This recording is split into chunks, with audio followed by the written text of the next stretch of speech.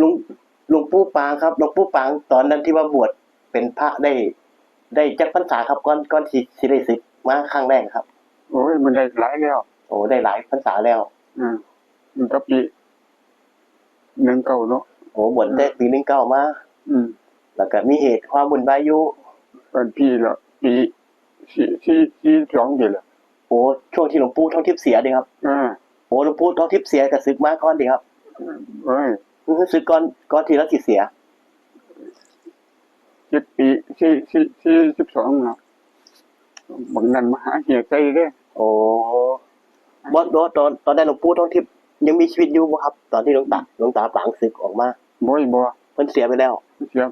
โอ้เพิ่นเสียแล้วหลวงตาปางก็เลยมีเหตุได้ศึกมาพอศึกมาก็มาบำเพ็ญเป็นผ้าขาวคือเก่าเป็นผ้าขาวฉันเวลาเดียวคือเก่าเอาเวลาเดียวคือเก่าโอ้ก็อยู่1พรรษาแล้วก็กลับไปบวชจนถึงปัจจุบันนี้ถึ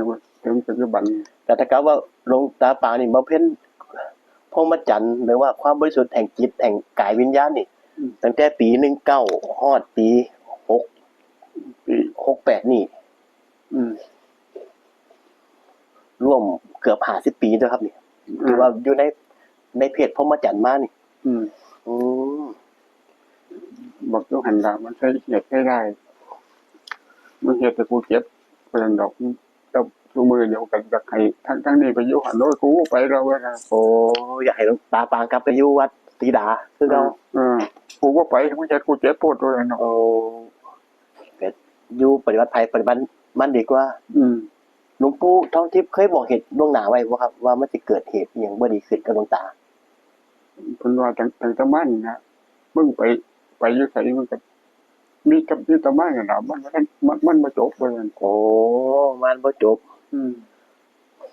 ตอนหลวงตาปางอยู่นี่มีมารมากวนบ่ครับมาตอนมาสร้างวัดอยู่นี่บ่มีโอ้หมดเลยกันโอ้พอมาอยู่นี่ก็บ่มีมารมากวนแล้วบ่ได้มารบกวนครับขออนุญาตหลวงตาปางพูดถึงเกี่ยวกับเรื่องของพระวัตถุมงคลรุ่นพระศรีอริยเมตไตรนั่งบนบัลลังก์กวางครับที่ว่ามันมีอานุภาพการภัยพิบัติการอาวุธเชื้อโรคอาวุธเคมีชีวภาพการ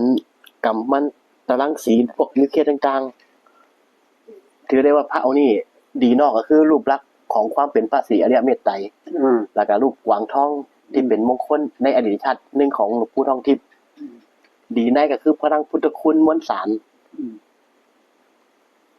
ตอนนี้หลวงตาปางถึงพูดอยู่อย่างนึงว่าดียังไงบ่รู้อยู่ที่คนเอาไปใช้สิรู้เองอยู่ที่คนเอาไปใช้สิรู้เองสิครับรู้เองโอ้ถ้าว่าสิอวดอ้างสรรพคุณว่าดีจังซั่นจังซี่โอ้ยบ่อวดแล้วเจ้าพวกเอาไปใช้แล้วว่าดีแล้วว่า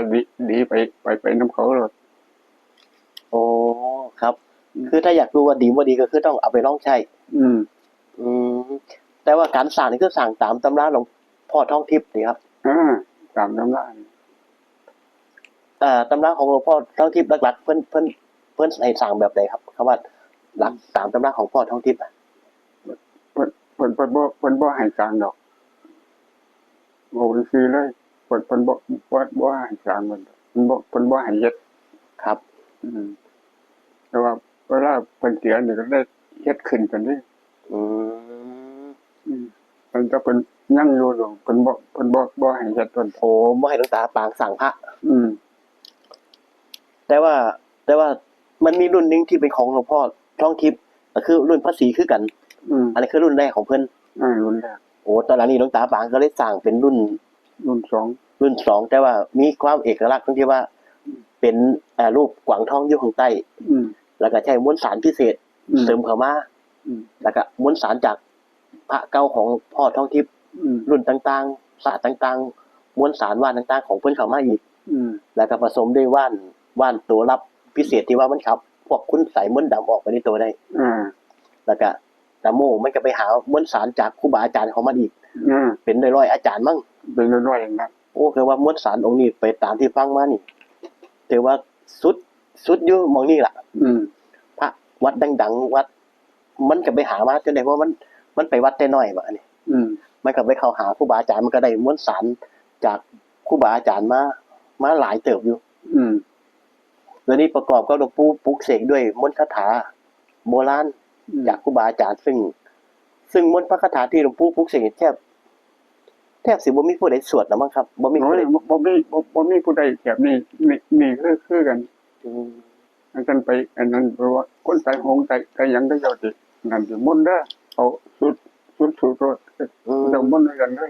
ครับผม อืมเอา เนี่ยเราในประเทศไทยที่สวดมนต์แบบหลวงตาได้นี่มีหลายบ่ครับ บ่นี่ โอ้ถึงนี่ก็ละไปแล้วหลาย บ่มีอันนั้นกันหลวงปู่ท้องทิพย์แล้วเพิ่นบอกกันได้ อืม เพิ่นบอกว่าบ่ให้ทิมสวดก็สวดอยู่นำเพิ่นพุ่นล่ะ โอ้ตอนสวดก็สวดอยู่น้ำเพิ่น อืมได้ก็ได้อยู่นำเพิ่นพุ่นล่ะเพิ่นบอกมันสิบอกว่าสูตรนั้นสูตรนั้นสูตรนั้นสูตรนั้น เพิ่นที่บอกเป็นไอ้การสร้างมวลสารหรือว่าเป็นบทพระคาถาครับ บทคาถา โอ้ว่า ให้สวดบทนี้ให้ใช้แบบนี้ ปืนนี่ยิ่งมาแตกดอกรองเลย โอ้ถ้าสวดมนต์บทนี้เข้าไปสิครับ อ่า ตอนนี้บทสวดมนต์ที่หลวงปู่ปางพูดถึงนี่หลวงปู่ที่บอกว่าสวดตัวนี้ไปนี่ปืนยิงบ่แตก ไม่หอนประขับลังค่ากันดอก โอ้ถ้ายิงมากกับบ่ฮอดห้ามมาฆ่าได้ อ่า มันเป็นบทคาถาโดยเฉพาะเลยดิครับ บทคาถาโดยเฉพาะ ตัวนี้ถ้าเป็นชื่อบทคาถามันชื่อบทคาถาอย่างครับ อืม ถ้าชื่อเป็นชื่อมันนะ ชื่อมันมหาตัวมันเป็นมหทิพย์ประมุน อืม มหาใช่ใหญ่มันดอก ครับ ก็เป็นมหาจาตุอีก อืม ใส่ตมหาเนี่ยว่าใส่เป็นกอกประจักษ์คือเขา ครับ อืม แต่นี่ถ้าแง่ในความศักดิ์สิทธิ์หลวงตาปางมองว่าพระที่สั่งขึ้นมานี่ มันศักดิ์สิทธิ์ด้วยตัวมนต์สาร มันสัน มันศักดิ์สิทธิ์ด้วยตัวพระคาถา อืม มันศักดิ์สิทธิ์ด้วยอำนาจจิตผู้สวด อืม สามอันนี้มันต้องกลมกลืนกันบ่ครับ มันก็กลมกลืนกันนะ โอ้มันถึงสิเกิดอนุภาพได้ อ่า บ่แม่นว่ามวลสารดี แต่ว่าผู้ปลุกเสกบ่ดีก็บ่มีอนุภาพ บ่มี โอ้แต่ว่าถ้าเกิดมวลสารบ่ดี แต่ผู้ปลุกเสกดี มันก็ดีคือเขา เพราะว่ามันอยู่ที่ผู้ปลุกเสกผู้สร้าง ผู้สั่ง อืม มันก็อย่างบุญคนจะภาวนาไปความนะครับ ปลุกไปความด้วย ครับ ผู้สั่งกันได้ แล้วการปลุกเสกนี่ต้องเจริญจิตภาวนากรรมฐานใช้อำนาจจิตพลัง พลังจิตนั่นล่ะ อัดเข้าไปนำสิครับ อัดเข้าไปเนี่ย อืม และแล่นไปตามฝ่ายกันน่ะ ครับ บุญคนมันก็จังซี่หรอก ครับ ว่าอันนี้บ่เฮ็ดได้ว่ากันดอก อืม สงบไปกันดอกถ้าพระเจ้าอยู่ในท้องเพิ่นสงบได้ว่ากันดอก โอ้ครับ เอารักพระเจ้ากันดอก แต่นี่มันมีอีกตัวหนึงที่ผมสังเกตหลวงตาปางเวลาหลวงตาปาง เป่าเทียนในบาทหรือว่าเป่าน้ำมนต์อย่างก็แล้วแต่นี่หรือเฮ็ดให้พรญาติโยมนี่เป็นอย่างขึ้นได้เอามือ แบบนี้ฮะป้องปากทั้งสองอันน่ะป้องปาก บ่ให้ล้มคอลงไป โอ้ให้ลมมันลงไปอ๋อสิเป็นการสร้างวัตถุมงคลอันใดก็ต้องใช้พลังตัวนี้ศาสตร์ตัวนี้ ร่างตัวนี้แหละจังซี่ล่ะให้มันลงไปอย่างนี้ ให้มันรวมมาจุดเดียว ตัวเดียว โอ้บ่ได้ให้มันกระจาย โอ้อันนี้คือศาสตร์วิชาต้นโต แต่ไอ้วิธีการต้นโตที่เอามาอันนี้ มันมีเรื่องเล่าอันนี้ของหลวงพ่อท้องทิพย์อะครับ ที่ว่าหลวงพ่อท้องทิพย์แล้วเดินข้ามแม่น้ำโขงตอนนั้นหลวงตาปางเคยได้ยินเรื่องเล่านี่บ่ครับ นั่นได้จีเพิ่นอยู่อำเภอเชียงใหม่เพิ่นไปเทศนาอยู่อันพุ่นเทศนาอยู่อันเรื่องจันทน์ ครับ เหตุการณ์มันเป็นจังไดครับ ที่ว่าเพิ่นเดินข้ามแม่น้ำโขงได้ โอ้ยเฮาบ่เห็นดอกอันนี้ โอ้แต่ว่าเห็นหลายคนเขาเล่าเรื่องเนี่ยว่าเพิ่นเดินข้ามแม่น้ำโขงได้ บางเที่ยเพิ่นนั่งเรือนี่นั่งเรือธรรมดานี่ ลมไป บ่นั่งปั๊บเรือนี่ก็ดันไปเองเลยบ่มีคนพาย อืม บ่มีคนพายบ่มีเครื่องยนต์บ่มีอีหยังอ่ะเพิ่นนั่งปุ๊บเรือก็แล่นไปเองเลย อืม เขาก็เลยรู้ว่าเชื่อว่าเป็นพญานาค อืม พาเราข้ามแม่น้ำไป โยหันมันก็มีตั้งแต่นาคเนาะ ครับ อยู่วัดก็ได้ อืม นาคหลายเด้อ ครับ โอ้ได้เหตุการณ์นี้หลวงตาปางบ่ได้เห็น บ่ได้เห็นดอก บ่ได้เห็นเรื่องราวตรงนี้ อืมเป็นตั้งแต่ก่อนบ่ทันได้บวชพุ่นละ ครับ อืม นั่นแหละเพราะว่ากิตติศัพท์ของเพิ่นนี่เล่าลือกัน ก็บวชอยู่แล้วมันก็บ่ใครเห็นตั้งแต่ว่าเพิ่นเบิกฝนตัวนั้นน่ะ โอ้เพิ่นโบกฝนบ่ให้ตกได้ อ่า ปัดฝนออกก้อนเมฆหนีไป เหตุที่หลวงปู่ทองทิพย์เราสิต้องมีเองครับ ได้สายสิญจน์ผูกเต็มข้อไม้ข้อมือ มีแหวนเต็ม เขาบ่สิให้เพิ่นบ่ให้เอาออก โอ้เพิ่นก็เลยถือเป็นเอกลักษณ์ของเพิ่นตั้งแต่นั้นมาเลย เพิ่นบ่ให้แกะออกวัน ครับบางอย่างบางครั้งพวกหนวดเขาผมเผาแล้วก็ยาวนี่ เป็นอย่างเราบ่ปลงออกครับ เพิ่นบ่ใครปลงต่อตั้งเที่ยก็เป็นปีพุ่นเนาะ โอ้ ปีเพิ่นก็จังปลงเทื่อนึง โอ้เพราะเหตุผลอะไรครับเพิ่นเคยบอกให้ฟังบ่ เรียกว่าได้พรรษานี่เพิ่นบวชเป็นฤาษีว่าต่อ ครับ มันก็เลยบ่ปลงผมปลงหยังปลงหนวดเพิ่น โอ้ก็ปล่อยให้ยาวจังซั่นเลย ปล่อยเหงากัน โอ้แต่ถ้าเกิดออกพรรษาแล้วเพิ่นก็ปลง ปลง ครับ 3 เดือนน่ะ อืมครับ โอ้แล้วก็บ่เพ็นแบบวัดแปลกๆพระเหนือโลก อืม สมมุติพระเหนือโลกหลายๆท่านนี่ชอบไปหาเพิ่น อืม พระแต่ว่าคุณธรรมข้างในเพิ่นสูง แต่ว่าข้อวัดบางอย่างก็พิสดารเกินสามัญชนที่เข้าใจเพิ่นได้อย่างหลวงตาสวงนี่แหละ อืม ก็บ่เห็นว่าเพิ่นได้เฮ็ดแบบพระทั่วไปเพิ่นก็เป็นพระแยกเอกเทศออกไปต่างหาก ก็แยกต่างหากนะ วัดปฏิบัติก็แปลก อืมอันนี้ก็แยกแล้วเพราะว่าเขาจะบุญไปอยู่บ้านแล้วปู่บ่อยู่นั่นดอก ๆโอ้หลวงตาปางก็บ่ไป บอกว่าไป มักอยู่ซี่ มันอยู่ มักอยู่สันโดษเงียบ อืม ๆโอ้บ่แม่นว่าญาติโยมบ่มนต์หลวงตาไปอยู่ในหมู่บ้าน อืม แต่ว่าหลวงตาปางเลือกสิอยู่แบบนี้เอง มันจะอยู่แบบนี้บ่ไปมันโดนผัวเขาเลย โอ้มักสันโดษ อืม ผู้ใดสิมาหาก็มาบ่มาก็บ่ได้สนใจเขา บ่ได้สนใจกัน เพราะว่าถือว่าหลวงตาปางกับปฏิบัติของหลวงตาปางมาแบบนี้ตั้งแต่อยู่กับหลวงปู่ทองทิพย์มา อืม บ่ได้สนใจลาภสักการะต่างๆอยู่แล้ว บ่ บ่ได้ยึดติดกับวัตถุมงคลสิ่งของอยู่แล้ว อืมก็เพราะว่าจะรับเป็นเจ้าอาวาสเพิ่นก็บ่ให้เอาเนาะ โอ้ เราเป็นเจ้าคณะตำบลเพิ่นก็บ่ให้เอา โอ้บ่ให้รับยศตำแหน่งหยังเลย บ่ ให้เป็นพระธรรมดาพระ พระทำ ดวงตาธรรมดาไปเลย อืม ถ้าเพิ่นก็บ่เอาเด้เขาจะให้เป็นเจ้าอาวาสแล้วเพิ่นหนีจากบ้านนี่ก็ได้ ครับ อืม เพิ่นว่ามันยาก ครับผมมันเป็นโดนกับประชุมหันประชุมดีเพิ่นเว้าไปจัง ค ซั่ รั น บครับ เพราะว่าตอนนั้นโยนเพิ่นอยู่เพิ่นบอกว่า3 มื้อบ่เว้านำกันนอนดอกเพิ่นได้ยินข่าว อืม แบบนั่นโอ้ยผมบ่เอาดอกเพิ่นจังเว้านำกันเด้อ ครับ ตอนนี้มันมีคนหนึงที่เขาอยากได้ก้นยาหลวงตาปางเนี่ย เป็นอย่างเขาคืออยากได้ครับก้นยาสูบหลวงตาปางเนี่ย มันมีสรรพคุณ สรรพคุณแบบใดครับ สรรพคุณแบบนั้นหมู่คนไข้โกโยมมันบ่ไข้น้ำมูกสรรพคุณแบบนั้นกันไข้เยินดอก โอ้พวกเป็นไข้เป็นหวัดเป็นพวกบ่สบายตัวไปนั่นเดียว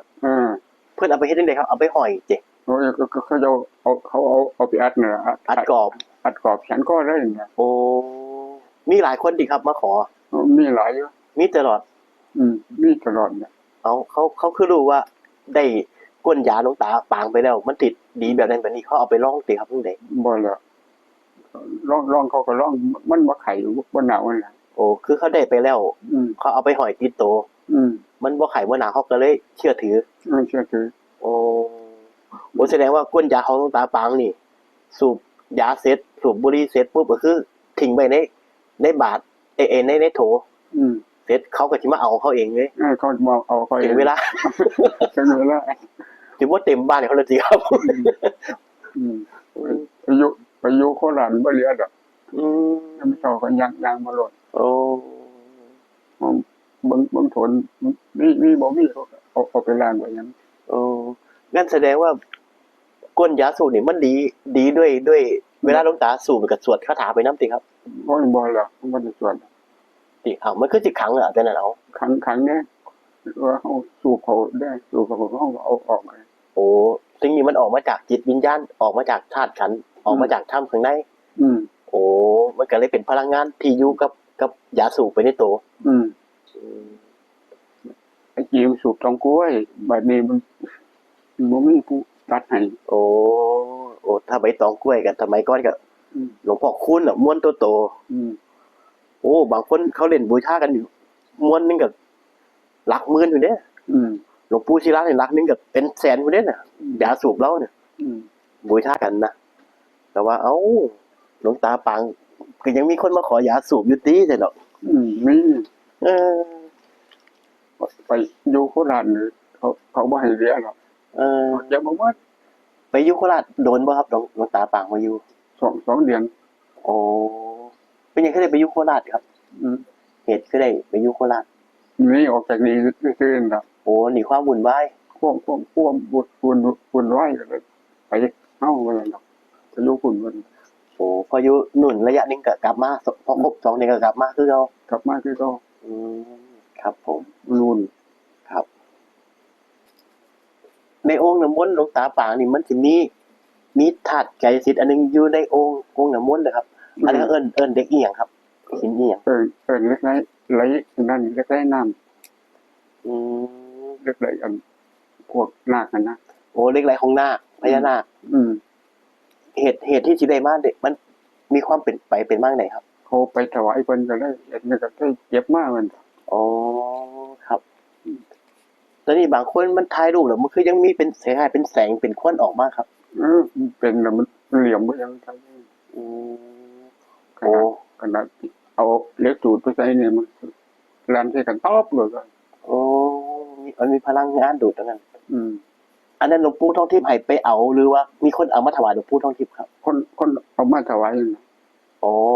มีคนเอามาถวายหลวงปู่ทองทิพย์ อืม โอ้หลวงตาพอหมดบุญหลวงปู่ทองทิพย์หลวงตาปางก็เลย เอามามัน เอามาไว้ที่นี่ อืม มีหลายก้อนบ่ครับ บ่อยู่นี่มีอยู่2ก้อน อ๋ออันนี้คือเป็นแร่เหล็กไหลของเมืองพญานาค อืม อืม เล็กไหลน้ำ โอ้เหล็กไหลน้ำครับ โอ้ก็เป็นของธาตุไกรสิทธิ์อีกแบบนึงที่มาจากบาดาล อืม ครับ อันนี้เขาเรียกว่าโคตรเหล็กไหลด้วยครับ อืมเล็กไหลน้ำไหล เหล็ก ไป ไหล ยัง น้ำพญานาคโอ้ เล็กไหลไปยังนา อันนี้คือได้มาจากหลวงปู่ทองทิพย์หลวงตาก็เลยเอามาบรรจุไว้ในโอ่งเป็นน้ำมนต์ เป็นน้ำมนต์นั่นไปนั่น ครับ โอ้เป็นแร่ธาตุกายสิทธิ์โดยเฉพาะเลยนะครับเนี่ย อืม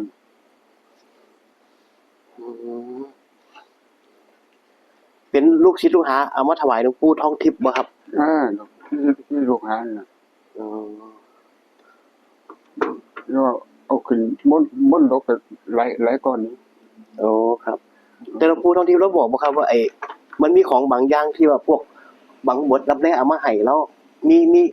อันไหนนะครับ ที่เพิ่นเคยเว้าให้ฟัง นี่เนื้อคนนี่นะ คดหอยดิ กุดหอยน่ะ โอ้ไอ้หอยคดหอยอันนั้นพวกบางบทเอามาถวาย อืม หอยกลายเป็นหิน อืมบทเอามาถวายเฮาเพิ่นว่า โอ้เอามาหลายบ่ครับ ตอนเพิ่นเอาให้มา เอามาหลายอยู่แต่ว่าคนเอาไปหมด โอ้คนก็ญาติโยมอยากได้หลวงตาก็ให้เอาไปบูชา อืม ครับ